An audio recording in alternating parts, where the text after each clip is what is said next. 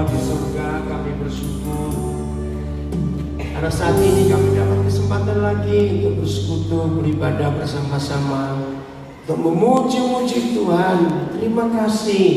Terima kasih melihat anak-anak kami di asrama, Kau sudah pimpin, lindungi mereka. Terima kasih.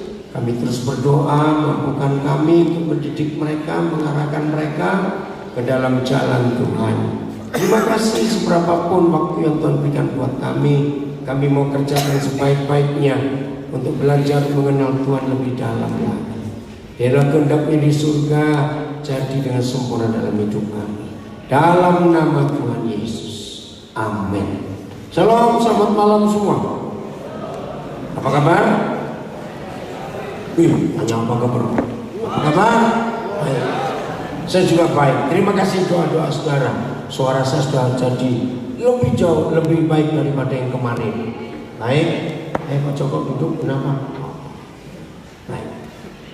Siapa yang pernah memikirkan begini, aku sudah berdoa, aku sudah sungguh-sungguh dengan Tuhan, aku sudah begini, aku sudah begitu, tapi kenapa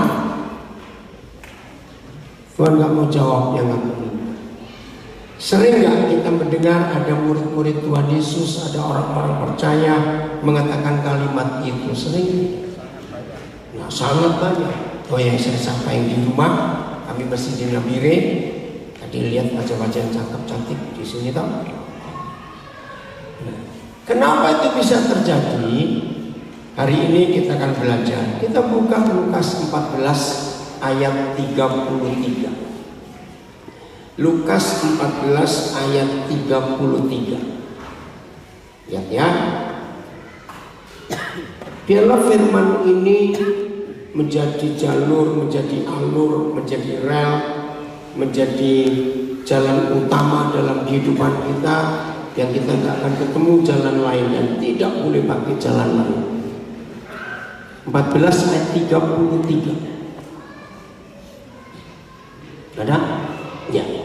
Kita baca sama-sama. 1, 2, 3. Demikian pula lah tiap-tiap orang di antara kita yang tidak melepaskan dirinya dari segala miliknya tidak dapat menjadi muridku.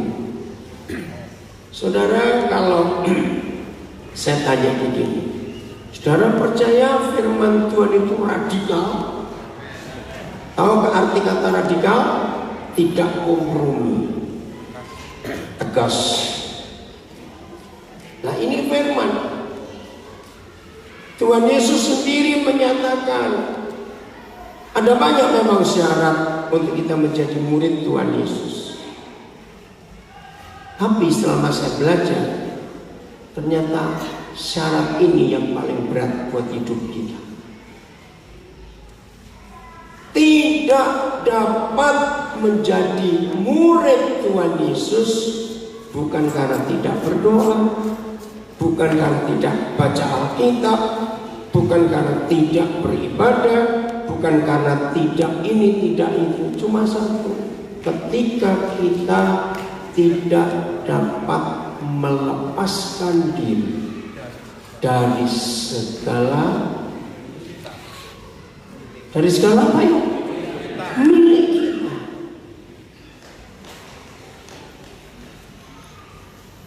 Manusia lahir tangannya genggam atau buka? Bayi lahir genggam atau buka tangan? Genggam. Tahu nggak kenapa? Bukan mau meninju.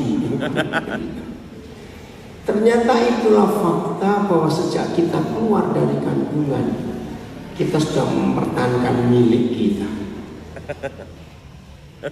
Hebat gak kita? Hebat gak kita? Hebat, tapi kurang ajar. Bahkan sejak lahir sudah pelit.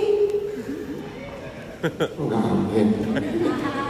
Sejak lahir kita ini sudah pelit. Maka itu nggak ada bayi lahir buka tangan sudah dada gitu, langsung langsung genggam tangannya.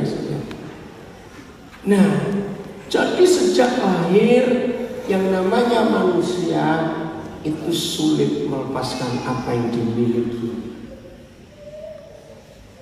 Itulah tipe dasar manusia. Maka itu setelah kita mengambil keputusan percaya kepada Tuhan Yesus yang menjadi miliknya, lalu menjadi pengikutnya, menjadi muridnya, syarat ini yang paling berat.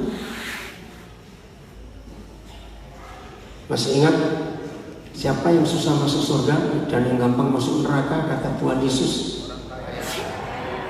Orang. Kita ini kaya-kaya atau tidak? Ayo, kita ini kaya-kaya atau tidak? Wih, kaya luar biasa. Memang kita ini kaya. Nah, justru kalau kita lihat apa yang dikatakan Tuhan Yesus, orang kaya susah masuk surga, dan ini masalah.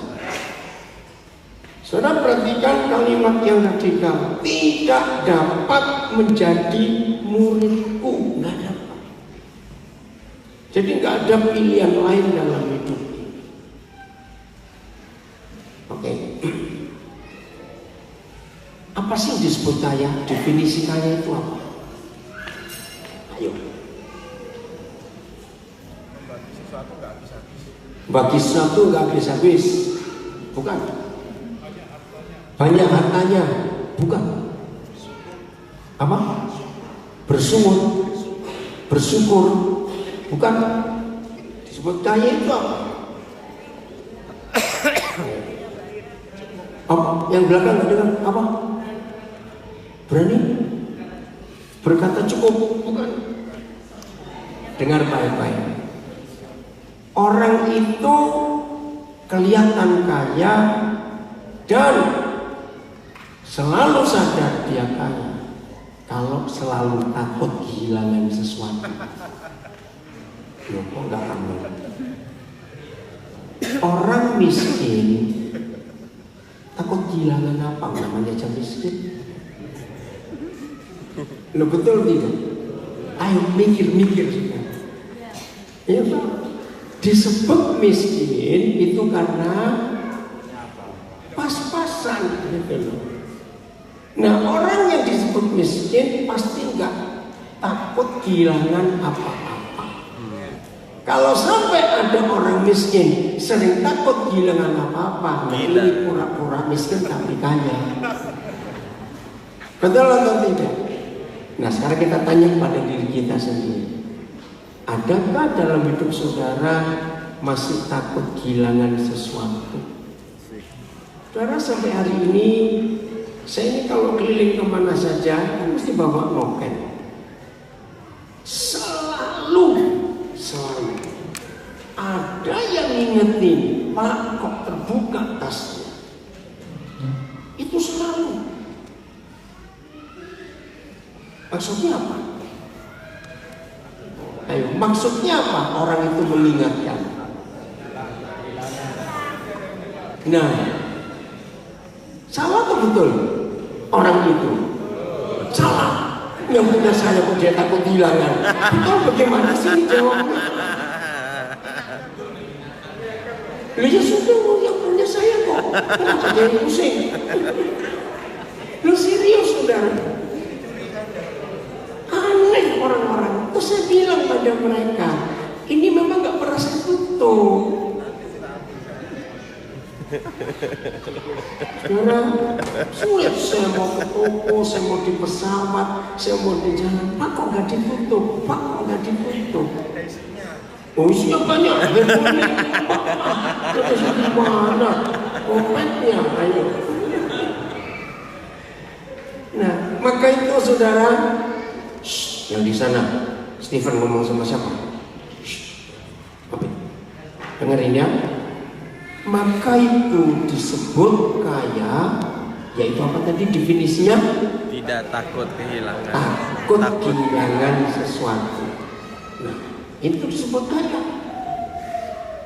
Jadi kalau kita nggak pernah takut kehilangan sesuatu, berarti kita Bukan, cepat masuk surga. Gitu loh jawabnya. Betul, karena hati ini nggak nempel apa. Bulan lalu saudara, ya akhir September atau awal Oktober, tiba-tiba ada orang jelaskan kepada saya, dia itu sakit-sakitan. Nah, terus dia bilang, Koden, sekarang saya sudah hidup sehat. Oh ya, kenapa? Ternyata ada dokter yang punya konsep bagus untuk hidup sehat. Dokter itu menemukan, ya, sampai hari ini saya juga belum tahu fakta kebenarannya, tapi saya setuju. Kalau Anda ingin hidup sehat, makan apa saja, jangan lebih lebar jumlahnya dari telapak tangan ini. Saya pertama kali dengar istilah ini. Orang yang rakus 2 tangan nggak cukup. Betul tidak? Ternyata ini prinsip betul. Ternyata perut kita itu sudah diukur oleh Tuhan, tidak boleh melebihi luas tangan kita. Keren nggak kalau begitu? Ada yang tangannya setampah, ada tangannya lebar sekali gitu. Nggak ada bukannya.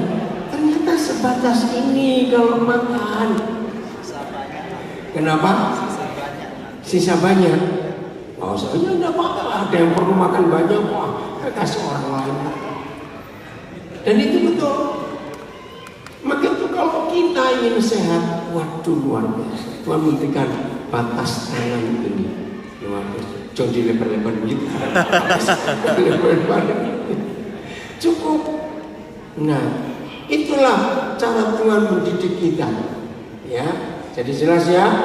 Lepaskan diri kita dari segala milik kita.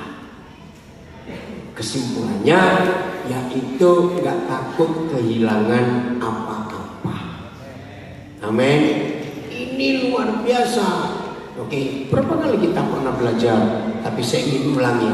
1 Korintus 7 mulai ayat 29. 1 Korintus 7 mulai ayat 29. Untuk kita bisa melepaskan segala milik kita, kita gak takut kehilangan apa-apa. Maka itu tiap kali ada yang mau ninggalin rumah, aku sudah kunci belum ya? Aku sudah kunci belum ya? Nah, itu berarti takut kehilangan sesuatu. Oh enggak, amin. Dan saudara-saudara, inilah yang ku maksudkan, yaitu baca, yaitu waktu telah singkat. Saudara, kita nggak usah diskusi tentang waktu singkat, karena ada orang-orang yang nggak percaya Tuhan ada di dunia waktu singkat. Saya masih TK dibilang Yesus mau datang dekat sekali, nggak usah berdebat masalah. Tapi kita percaya waktunya makin singkat, bukan? Nah, karena itu dalam waktu yang masih sisa ini, saudara dikatakan lihat urutannya. Urutannya ini luar biasa. Yang pertama, mulai seks, masalah seks yang dibahas. Ini hebat sekali. Karena itu dalam waktu yang masih sisa ini, orang-orang yang beristri harus berlaku seolah-olah mereka tidak beristri.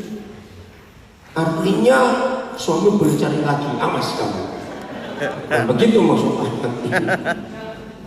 Saudara, dalam Wahyu pasal yang ke-17, dosa terbesar akhir zaman itu percabulan, betul atau tidak?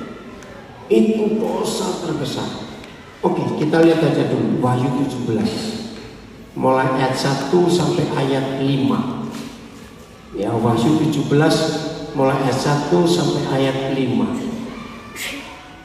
Kita lihat Wahyu 17 mulai ayat 1.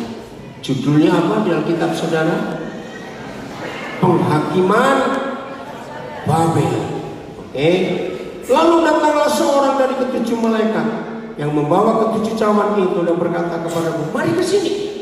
Aku akan menunjukkan kepadamu putusan atas pelacur besar Iblis, ya, yang duduk di tempat yang banyak airnya. Kenapa ditulis jelas duduknya di tempat yang banyak airnya? Satu, tidak ada manusia hidup nggak butuh air, betul? Berarti roh percabulan akhir zaman ini ada di semua segi kehidupan manusia. Dari yang paling kecil sampai paling besar, ngeri setan cara bekerja. Dua, semua orang itu pasti butuh air. Maka roh pelacuran ini, roh percabulan ini masuk ke semua segi kebutuhan manusia. Yang ketiga, air itu mengalir.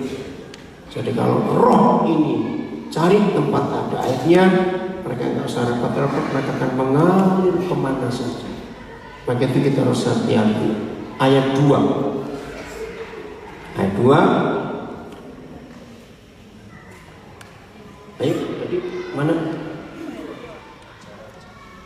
Dengan dia raja-raja di bumi telah berbuat cabul, dan penghuni-penghuni bumi telah mabuk oleh anggur percabulannya. Dan sudah terjadi. Bagaimana dunia dirusak oleh roh Babel ini. Ayat 3. Ingat yang ayat 2 ini ada kebalikannya di ayat yang kelima. Ayat 3. Ada masalah? Oke. Dalam roh aku dibawanya ke padang gurun, dan aku melihat seorang. Nah, saya nggak mau ganti kata perempuan. Saya mau ganti kata perempuan. Nah, harus perempuan. Roh percabulan itu. Aku melihat seorang duduk di atas ekor binatang yang merah ungu, yang penuh tertulis dengan nama-nama hujat. Binatang itu mempunyai 7 kepala dan 10 tanduk. Ayat 4. Dan malaikat yang ketiga menumpahkan kok ayat 6 pasal 16.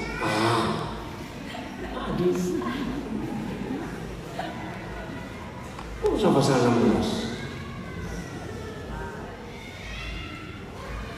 Udah, maaf ada gangguan.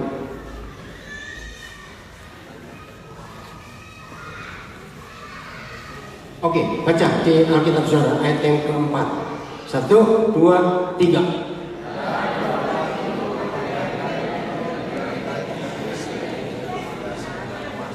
Mana? Nah, oke. Ya, roh itu memakai kain ungu dan kain kirmisi, kain yang mewah-mewah untuk raja-raja, yang dihiasi dengan emas, permata, mutiara, dan di tangannya ada 1 cawan emas penuh dengan segala kekejian dan kenajisan percabulannya. Ayat 5.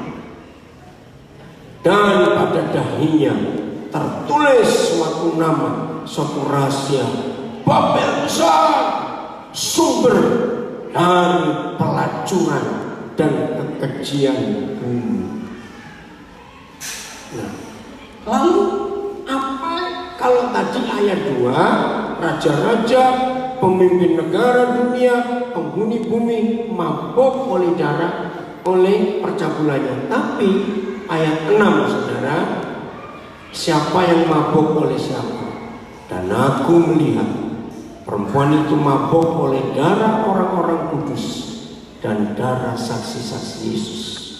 Dan ketika aku melihatnya, aku sangat heran. Ngerti nggak maksud ayat ini? Kalau ayat 2, raja-raja di bumi dan penghuni bumi bumi mabuk oleh percabulan ini. Tapi roh ini mabuk oleh darah hamba-hamba Tuhan dan darah gereja Tuhan. Ngeri. Maka itu kembali ke 1 Korintus 7 ayat 29. Pertama, Tuhan minta sebagai gereja, sebagai murid-muridnya. 1 Korintus 7 ayat 29. Stop masalah seks. baik yang belum menikah maupun sudah menikah, harus bisa berkata cukup. Kata cukup gak hanya soal kekayaan, gak ada soal makanan, gak cuma soal yang lain-lain, tapi yang soal yang satu ini. Saya ulangi, 1 Korintus 7:29. Saudara-saudara, inilah yang kumaksudkan, yaitu waktu telah singkat. Karena itu dalam waktu yang masih sisa ini, orang-orang yang beristri harus berlaku seolah mereka tidak beristri. Artinya, jangan pusing, jangan sibuk tentang masalah seks. Kalahkan itu dalam nama Yesus. Amin. Yang belum menikah, katakan pada dirimu, aku akan nikmati seks kalau aku menikah nanti. Jangan izinkan roh Babel itu merusak hidup ini. Yang sudah menikah, jangan izinkan setan merusak hubungan kita suami istri hanya gara-gara masalah ini. Ngerti sekarang? Waktu telah singkat. Jadi melepaskan diri dari segala miliknya. Itu gak cuma tentang harta, gak cuma tentang kekayaan, tapi tentang seks juga. Katakan amin. Harus menang atas hidup ini. Sekarang ini serius. Ayat 30, 1 Korintus 7.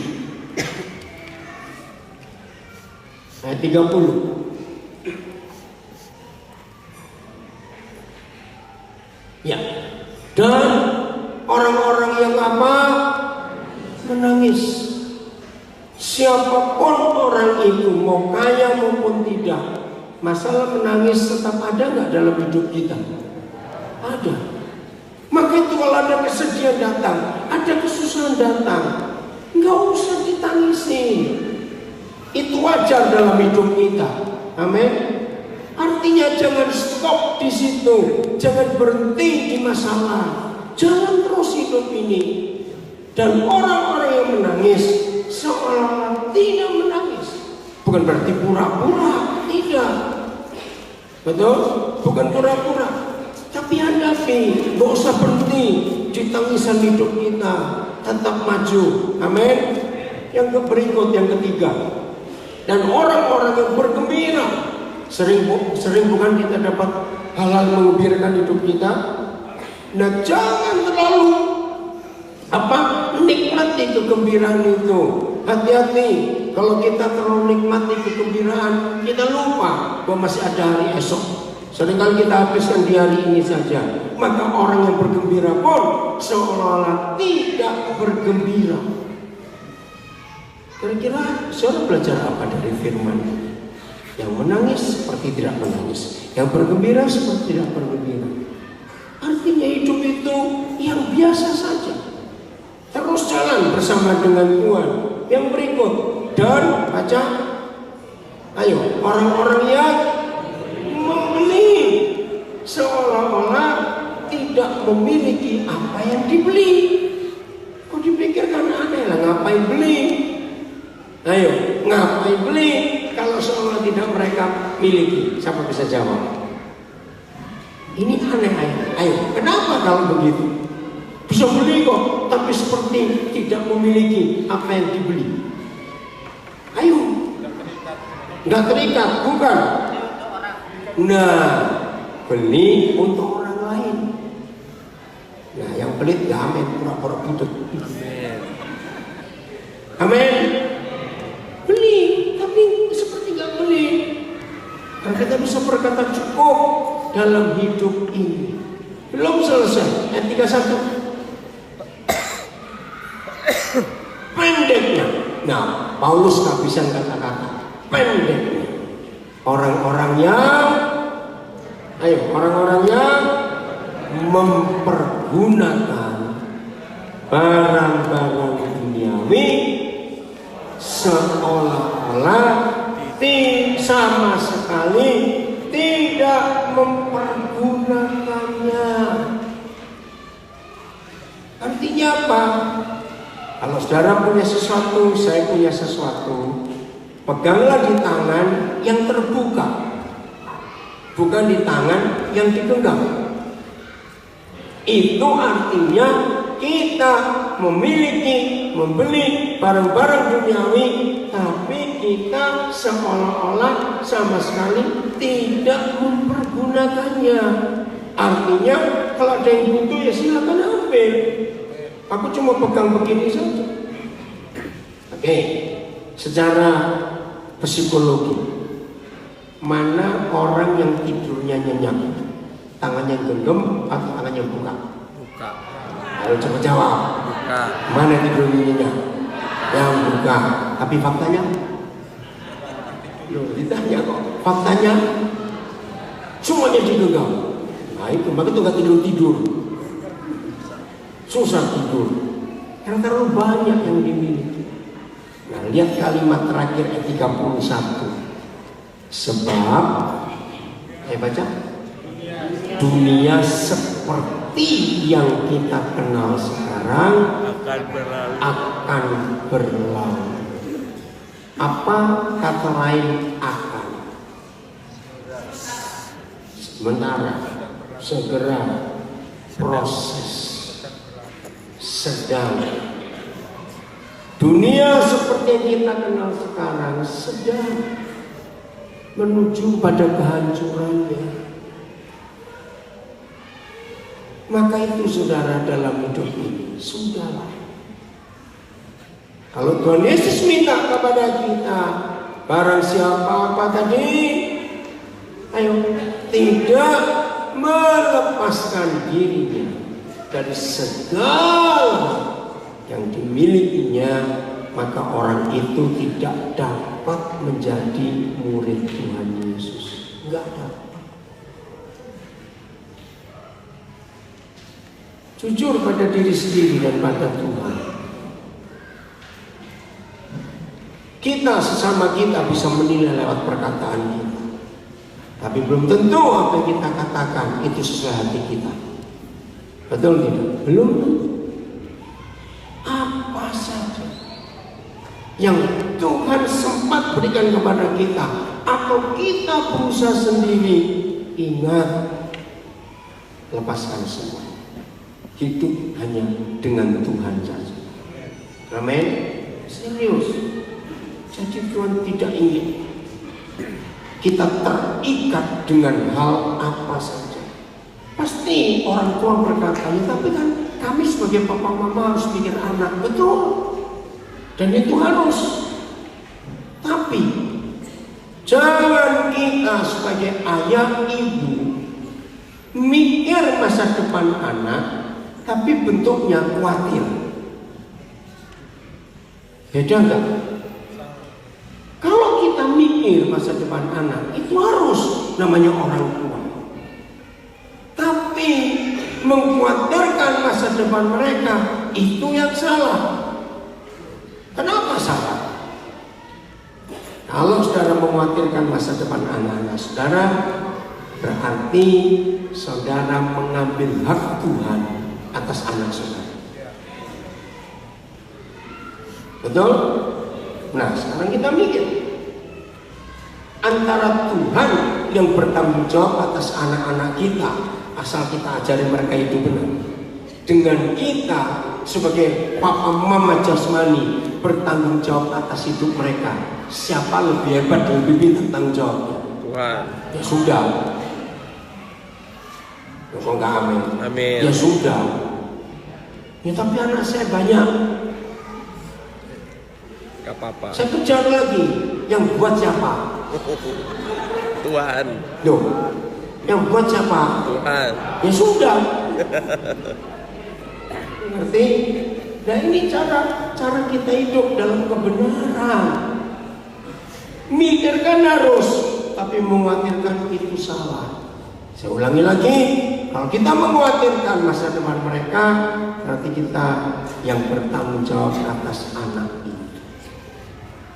Kita harus mikir, percaya apa yang Tuhan berikan titipan kepada kita, Tuhan pasti bertanggung jawab untuk masa depan mereka. Yang penting kita tetap hidup takut akan Tuhan dalam hidupnya. Dan itu sungguh luar biasa. 1 Yohanes 2 15 sampai 17. 1 Yohanes 2 15 sampai 17. Nanti ada kata yang kalimat yang sama di ayat 17 seperti di 1 Korintus 7 ayat 31 tadi. Janganlah kita ngapain? Ayo, janganlah kita ngapain? Mengasihi dunia. Stop dulu. Kalau kita tidak bisa melepaskan diri kita dari segala milik kita, berarti kita mengasihi itu atau tidak? Mengasihi. Ya, mengasihi itu atau tidak? Mengasihi. Maka itu kita nggak bisa lepaskan. Ya. Maka itu perintah ini, janganlah kita mengasihi dunia dan apa yang ada di dalamnya. Ingat waktu pencobaan Tuhan Yesus, siapa yang punya segala kekayaan dan kerajaan dunia ini? Nah itu loh saudara, jangan lupa. Jadi Papa di surga itu nggak punya kekayaan secara materi, sebab yang Tuhan punya lebih daripada materi itu. Amin. Maka itu jangan pernah kita kalah, gagal, dibodohi, ditakuti tentang kurang ini kurang itu dalam hidup. Jangan. Di atas semuanya itu kita tetap percaya Tuhan bertanggung jawab atas hidup kita. Betul? Asal kita tetap jalan bersama dengan Dia. Saya ulangi lagi, 1 Yohanes 2:15 ini, janganlah kita mengasihi dunia dan apa yang ada di dalamnya. Kenapa?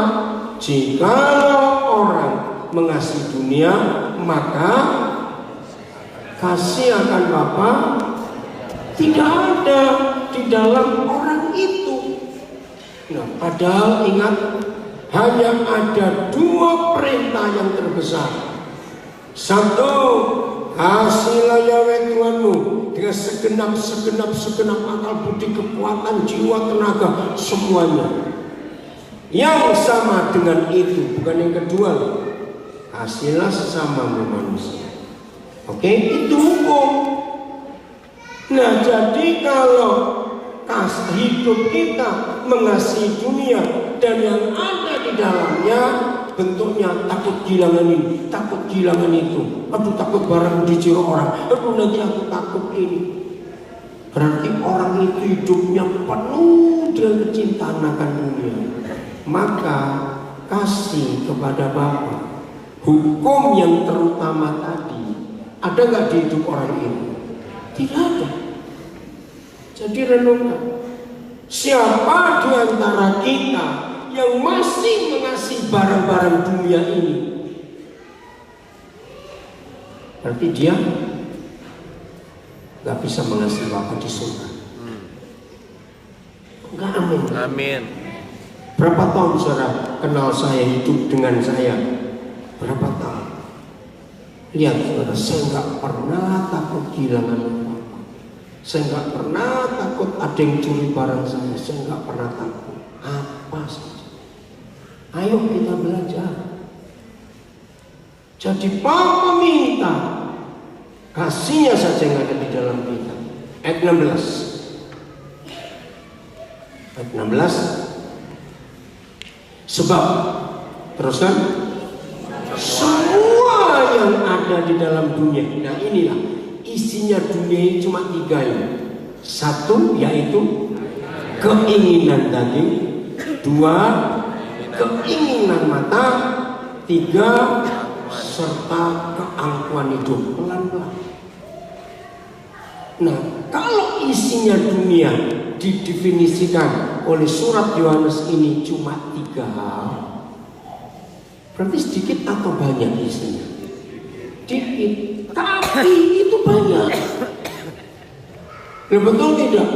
Jumlahnya cuma 3, tapi dari masing-masing itu isinya banyak atau tidak?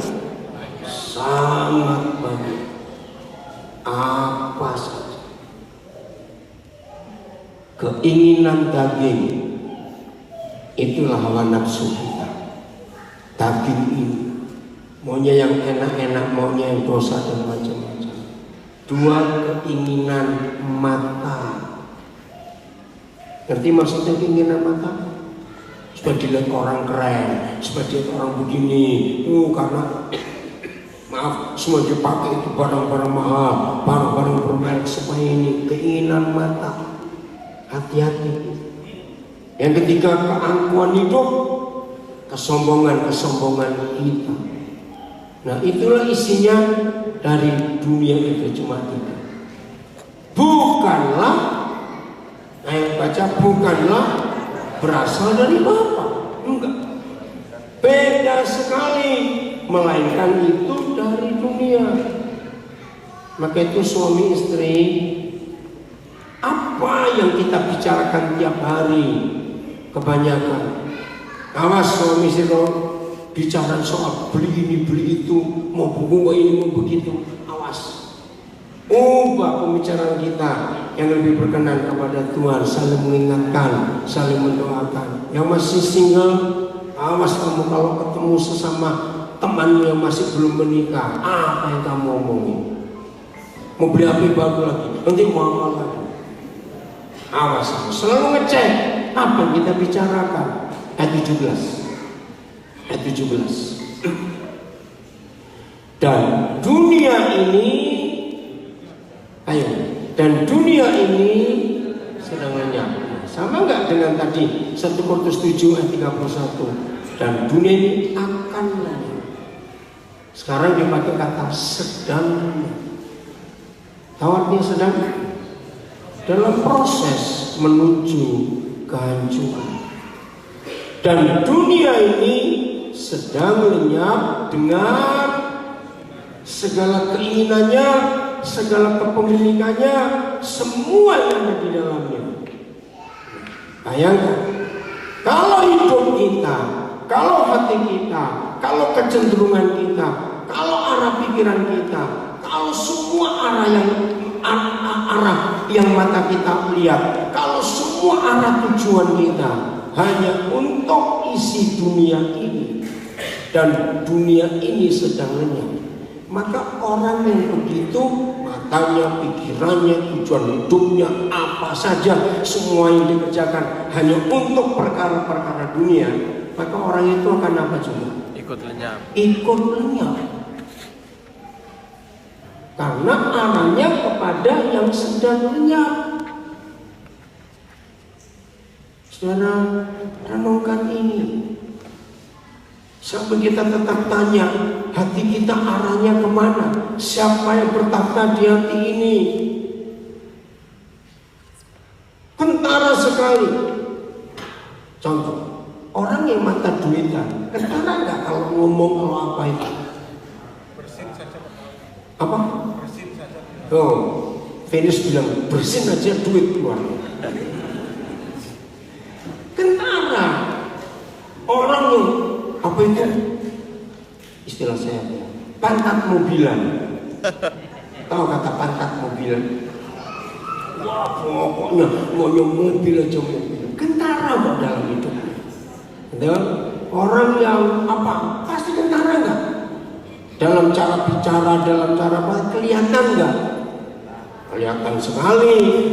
Maka itu mulai hari ini, saudara, siapa yang menguasai keinginan kita? Terpujilah Tuhan kalau semuanya itu untuk keinginan Tuhan dalam hidup ini, supaya kita enggak ikut lenyap. Tetapi orang yang melakukan kehendak Tuhan tetap hidup selama-lamanya. Maka itu kita nggak bisa main-main dengan siapa yang mengontrol hidup kita ya. Siapa yang ngatur hidup kita, siapa yang nyetir hidup kita, kita nggak bisa main. Jadi terus ingat, terus periksa hidup kita. Segala milik kita itu apa saja? Sudahkah kita lepaskan semuanya? Tidak ada yang lain yang kita miliki, hanya melakukan kehendak Tuhan. Amin. Ayat yang terakhir kita buka, masih Injil Lukas pasal yang ke-14 ayat yang ke-25. Lukas 14 ayat yang ke-25. pada suatu kali banyak orang berduyun-duyun mengikuti Yesus dalam perjalanannya. Nah, sekarang ini cara Tuhan Yesus memuridkan kita. Kalau diikuti banyak orang, senang atau tidak? Ayo jawabannya, senang atau tidak? Senang, tapi tidak dengan Tuhan Yesus. Sambil berpaling, ia berkata kepada orang banyak yang mengikuti dia. Apa yang dia katakan? Lihat ayat 26. Jikalau seorang datang kepadaku dan ia tidak membenci bapaknya atau ibunya atau istrinya atau anak-anaknya atau saudaranya laki-laki atau saudaranya perempuan, bahkan nyawanya sendiri, ia tidak dapat menjadi muridku. Kata benci jangan diartikan benci seperti benci aku gak suka, bukan. Tapi kata benci di sini tidak boleh mengasihi yang lain lebih daripada kasih Bapa dalam hidup kita. Artinya, bisa nggak istri atau suami mempengaruhi perjalanan iman kita? Bisa nggak anak-anak kita mempengaruhi perjalanan iman kita? Bisa nggak saudara-saudara kita laki-laki, saudara kita perempuan menghalangi perjalanan iman kita? Bisa nggak ayah ibu kita pun menghalangi perjalanan iman kita?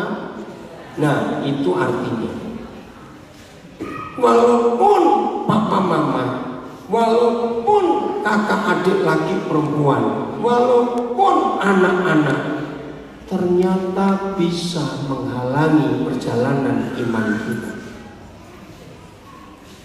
Nah, di situ kita harus belajar. Coba lihat peristiwa kemarin, 2 hari kemarin ya, yang membunuh diri di Medan itu. Akhirnya terungkap istrinya yang mendorong. Hari ini berita kaget sekali. Maka itu dikatakan kemarin dia ini berubah setelah dia menikah. Itu berita kemarin. Hari ini baru ketahuan ternyata istrinya yang mempengaruhi.